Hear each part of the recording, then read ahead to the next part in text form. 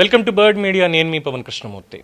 వైఎస్ఆర్సీపీ అధినేత, పులివెందుల ప్రస్తుత ఎమ్మెల్యే, మాజీ ముఖ్యమంత్రి వైఎస్ జగన్మోహన్ రెడ్డి గారు సతీ సమేతంగా తాడేపల్లి నివాసంలో జరిగినటువంటి ఉగాది వేడుకల కార్యక్రమంలో పాల్గొన్నారు. ఇవాళ కరెక్టే, పాల్గొన్నారు. తప్పే ఉంది? నిజమే, తప్పేమీ లేదు. చాలా చక్కగా ఇద్దరు కలిసి కూర్చొని ఈసారి కుర్చీల్లోనే కూర్చున్నారు. కాకపోతే ఏంటంటే గతంలో లాగా లేదనమాట. ఇప్పుడు చర్చ జరిగేది ఇదే, దీని మీదే. సోషల్ మీడియా అంతా కూడా దీని మీదే. అధికారంలో ఉన్ననాడు గుడి సెట్టు వేసి మరి అక్కడ ఏకంగా ఉగాది సంబరాలు కార్యక్రమాలు ఇదంతా చేశారు. ఈరోజు అధికారంలో లేదు, మొహంలో చూడండి అసలు ఎలా ఉన్నారో. ఇద్దరికిద్దరు కూర్చొని ఏదో తప్పక మనసొప్పక చెయ్యాలి కాబట్టి, రాజకీయాల్లో ఉన్నాం కాబట్టి, మళ్ళీ ఏదో ఒక అవమానం వస్తుంది కాబట్టి ఇవన్నీ అవసరం లేదు అనేటువంటి విధంగా ఉన్నారు. ఆఖరి సంవత్సరం అధికారం నుంచి దిగిపోవడానికి ముందు వచ్చినటువంటి ఉగాదికి ఏం జరిగిందో అందరికీ తెలిసింది, నేను కొత్తగా చెప్పక్కర్లేదు. హ్యాపీగా గుడి సెట్ వేసుకుని ఆ రోజుల్లో ఆ పాటలు, ఆ కళా ప్రదర్శనలు ఇవన్నీ కూడా చాలా చక్కగా కూర్చొని, ఆ పాట ఏదో సినిమాలోకి రాస్తే సినిమా నుంచి తీసుకొని అది సినిమాది కాదు, అది రాసింది జగన్మోహన్ రెడ్డి గారికి అనేటువంటి విధంగా ఎలివేషన్లు, స్క్రిప్ట్లు ఇవన్నీ కూడా చేశారు.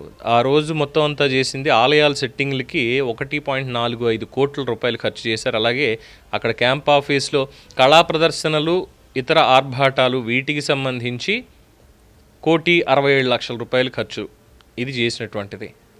ఆ ఒక్క పండక్కి సంబంధించి, ఆ ఒక్క పండగకి ఆ రోజు అయిపోయింది. తర్వాత లాస్ట్ ఇయర్ ఉగాది సంబరాలు అనేది పెద్దగా ఏమీ లేదు. పైగా ఆ రోజు గుడి సెట్ వేసిన రోజు కూడా ఏం చేశారు, ప్రసాదం అది చేతుల్లో పెడితే టిష్యూ పేపర్లో పెట్టి పక్కన పడేశారు. ఆ వీడియోలు కూడా ఉన్నాయి. అంతలాగా అంటే కేవలం ఎవరిని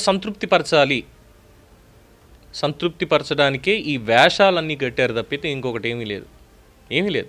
తిరుమల ఆలయం తరహాలో అక్కడ గుడి సెట్ వేసి ఏకంగా పూజలు పునస్కారాలు చేసేసినట్టుగా పెట్టి కుర్చీల్లో కూర్చొని చిద్విలాసంగా చిక్కటి చిరునవ్వులు చిందిస్తూ పక్కన ఎవరితో ఉన్నట్టుగా మాట్లాడుతూ, ఎవరు లేకపోయినా కొన్ని సైకిల్కి అర్థమేమిటో తెలియనివ్వకుండా ఆ రోజు చేసినటువంటి ప్రహసనం అంటే ఇది ఎలా ఉందంటే నాడు నేడు అని చెప్పుకోవాలి. ఈరోజు జరిగినటువంటి సంబరాలు కావచ్చు, ఇంకోటి కావచ్చు, ఏం చేశారు అంటే ఏమీ లేదు.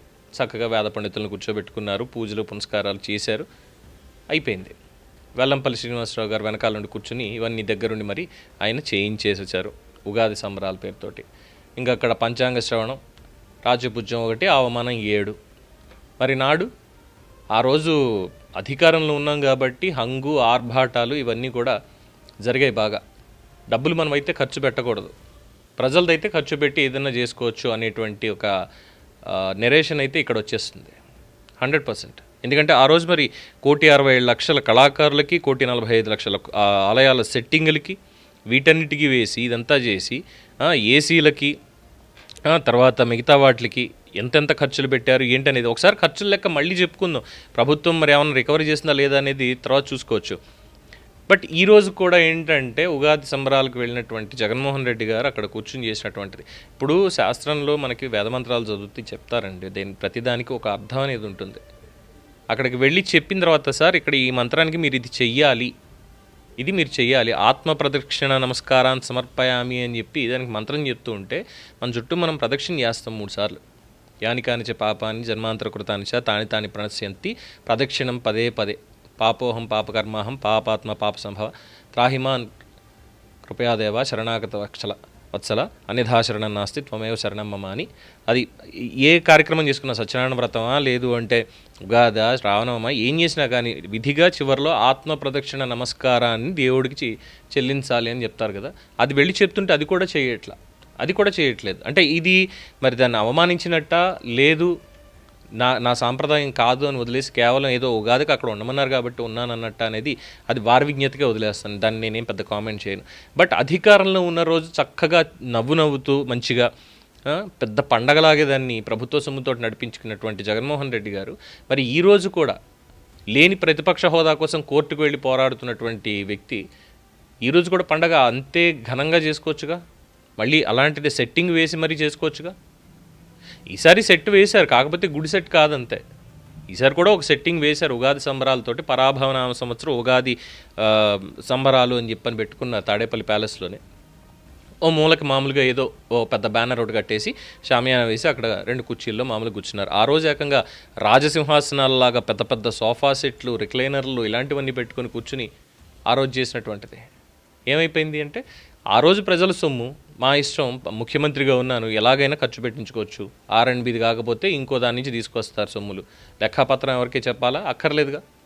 కానీ ఈరోజు ఏంటంటే ఏం తీసినా సరే ఇంట్లో ఆడిటింగ్ లెక్కలు చెప్పుకోవాలి, ఎందుకు ఖర్చు అయింది ఇంత, దేనికి ఖర్చు అయింది ఇంత అనే లెక్కలు చెప్పుకోవాలి. పోనీ అది కూడా పోనీ మీకొద్దు పార్టీ వాళ్ళ మేమే చేస్తామని పార్టీ వాళ్ళని చేయొచ్చుగా. ఎవరికి వీళ్ళకి పార్టీ సొమ్ములు అనేటువంటిది ఎవరికి తీరు. ఇంకా ప్రజల సొమ్ము అయితేనే ఈ రాజకీయ నేతలకు బాగా కావాల్సినట్టుంటుంది. నెత్తురు చుక్కలేదు మొహంలో, చిరునవ్వు అనేది లేదు, శుభాకాంక్షలు చెప్పిన పాపాను కూడా పోలేదు. ఎందుకు ఇది డ్రామా కాకపోతే? అంటే ఇటీవల జరుగుతున్నటువంటి ఈ వివాదాలన్నీ చూస్తున్నాం కదా, ఏం జరిగింది 5 ఏళ్ల హయాంలో ఏమేం చేశారనేది ఒక్కొక్కటిగా బయటపడుతూ ఉంటే మళ్ళీ ఎక్కడ వ్యతిరేకత పూర్తిగా వచ్చేస్తుందో, హిందువుల్లో సైతం వ్యతిరేకత వచ్చేసి మన పక్కన పెట్టేస్తారేమో. మనకు ఎలాగో మన 1,40,00,000 1,30,00,000 మంది ఓటర్లు మనకున్నారు, మనం ఎవరి మీద ఆధారపడ్డామో వాళ్ళంతా మన దగ్గరే ఉన్నారు, మరి మిగతా వాళ్ళందరినీ కూడా మన వైపు లాక్కోవాలి. ఇప్పుడు వాళ్ళు కూడా పోతే నెక్స్ట్ టైం మనకి ఇంకా రాజకీయంగా ఏం లేదు.